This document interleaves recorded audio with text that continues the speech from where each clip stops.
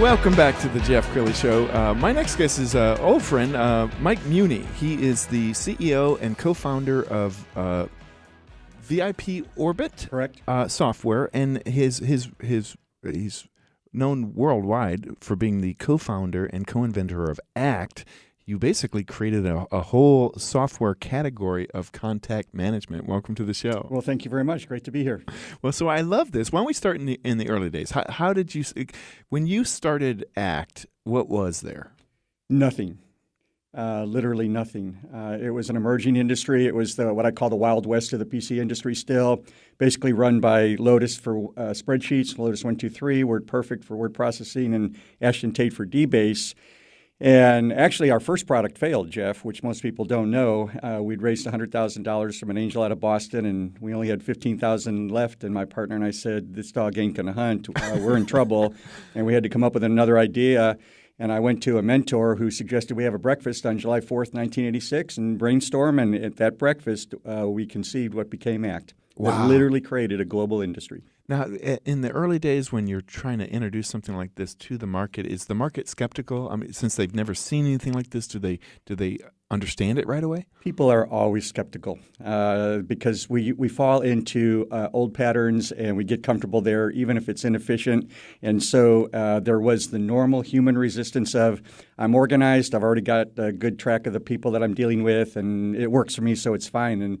And I would challenge them and say, look, if you'll only give me 5 minutes to show you this new product that we created, I can imagine that you'll agree that it's going to help you tremendously, and you can do a lot more with a lot less effort. So they would give me the chance, and literally, I don't care if it was journalists or whomever, CPAs, they would go, my gosh, I could use this. And actually, it was just that embrace and acceptance of something that they initially resisted that helped spur it. What year was this? This was 1987, April 1st, 1987, easy day to remember, April Fool's Day, when ACT was launched on the market. By September of that year, 87, in PC Magazine, which was the premier PC magazine people went to for information, there was a 2-page article entitled, What Qualifies as Great Software? And it was all about ACT and how it's going to change the world. And even CPAs could use this kind of a product because people have a tendency to think, well, if it has to do with people, it's got to be for salespeople. I had actually codenamed the product Yes, which stood for Yes, Everybody Sells. I mean, you're a sales guy, Jeff. Right. What you do is what you do, or a CPA or architect, but everybody has competition. Therefore, everybody's a salesperson. And in sales, successful sales is about connecting effectively and meaningfully with other people. And that's what it was about. And so when did you know you had a hit? I mean, when did you say, gosh, this is a thing? Well, we knew we had I guess one of the ways you know you have a hit is when somebody first offers to buy your company. So here in shortly before July of 86, we were going to shut down the business if we didn't come up with another idea.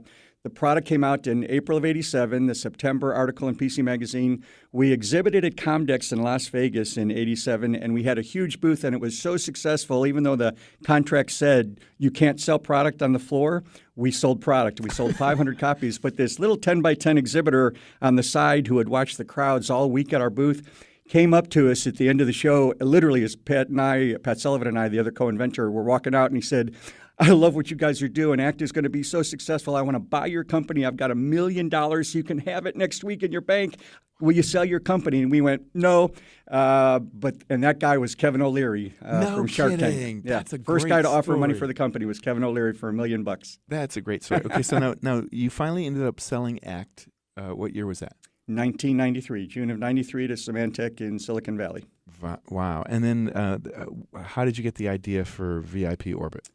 Long story short, many years went by, and even I abandoned my own child, ACT, and went Apple and got the first Mac. And there really wasn't anything on the market in 2004 that was anything even close to what ACT as a contact relationship manager, software designed for people who deal with people, and who doesn't do that, right?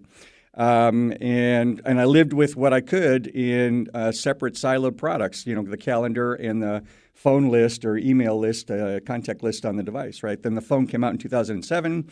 by 2009, Jeff, I was so frustrated that nobody had invented what I needed. I said, I need it. I'm going to start a company because there's no other choice that I have but to get what I want again. And that's what launched it. Just need was the mother of invention. Wow. Well, I remember you and I having coffee shortly after I launched my company. Exactly.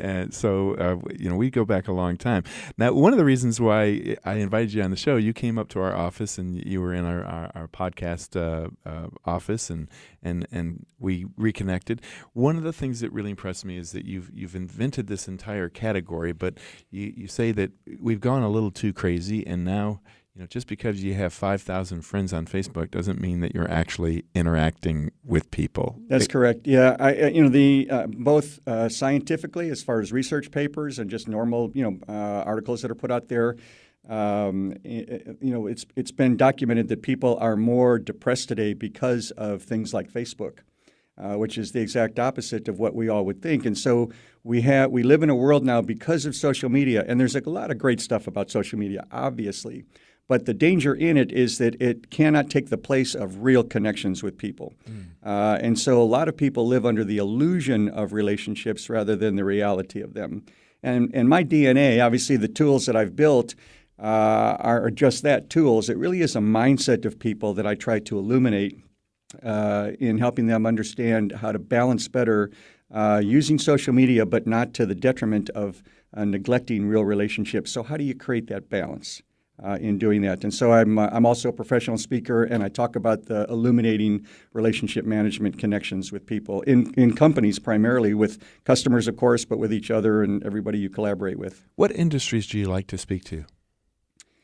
There isn't one that I don't like to speak to. No, really, because I don't care what industry we're talking about. The industries exist because people are part of those industries. Yes. And where there's people, there's relationships, or the intent, or there ought to be, to improve and enhance and have longer sustaining real relationships. And so, how do you bring people together regardless of what it is that they do? I mean, most of us on a day-to-day basis, without thinking about it, because we just do it like breathing, we network. Whether it's one-to-one or we meet new people, we go to different groups, but we are constantly networking. Well, why are we networking? Because we're trying to be known.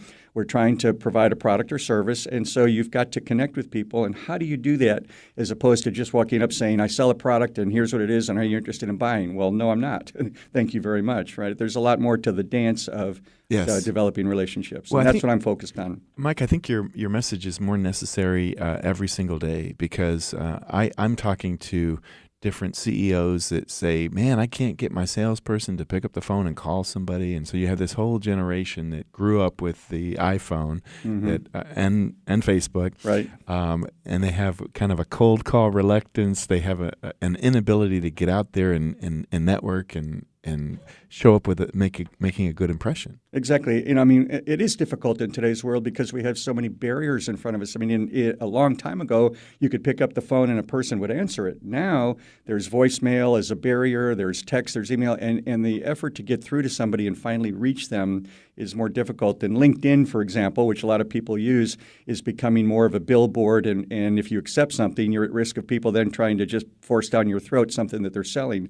There is little effort given to the nicety of just creating a connection, finding some common ground, and discovery with each other, from which then something more solidifying and sustainable will be developed. And so you can't neglect the investment of what it takes to establish a relationship as opposed to get something out of it quickly. I'm really worried about the next generation coming behind the millennials because some millennials still remember life before the Facebook. Right. But this Gen Z, they don't remember anything before the phone, do they? Yeah, I watched, just funny that you mentioned that, something as simple as a handshake. There was a documentary on 60 Minutes, I'm going to say a year or two ago that I watched, and I was stunned because it's a specialist that goes around the country in high schools teaching kids how to shake a hand because there's a lost art in something that simple. And if it's that simple, just shaking a hand, imagine what's lost in the reality of having a real connected bond with people. Wow. My own grandkids respond to me faster via text than they do by trying to call them, right? It is a different world and we have to adapt to it, but that's the whole point. Don't let it skew you over in this direction when it's, you want to use that as a means to establish something stronger over here as well. Do you think parents are equally to blame for this? Because I sometimes I'll go out to dinner and I'll see an entire family and they're all on their phones. Sure. Yeah, I think in some part we've allowed our kids to get away with things, and we contribute and are poor examples ourselves. If we're at the dinner table, for example, looking on our phones and letting an email or a call interrupt it, I mean, there ought to be something as simple as no phones at the table during dinner. I mean, put some bounds on it at least. You're not going to take it away, but of course, we are the examples to the kids. So yes, I do blame parents some. Maybe you should create an app that beeps or something. Beeps and shuts down the phone if you've stared at it too long. Or have a dog that I follow the show here and have it sniff food, and if there's food, it just shuts the phones down. Yeah, no, but it's true. I mean, you've got to say, let's take a time out and let's focus on each other, as opposed to the businesses of the world that we allow ourselves to be enslaved to. And shame on us for doing that. Okay, if somebody wants to get a hold of you to learn more and book you to speak, how do they get a hold of you? They can email me at Mike Muhney, one word, Muhney, Mike Muhney at yahoo.com. Awesome. And your website? MikeMuhney.com. Awesome. All right. Thank you so much for Jeff, being on. It was a pleasure. Thanks for having me. This was wonderful. When we come back, we're going to be talking about one of the top appellate lawyers in the state of Texas, the secrets to his success, just ahead on The Jeff Crilley Show.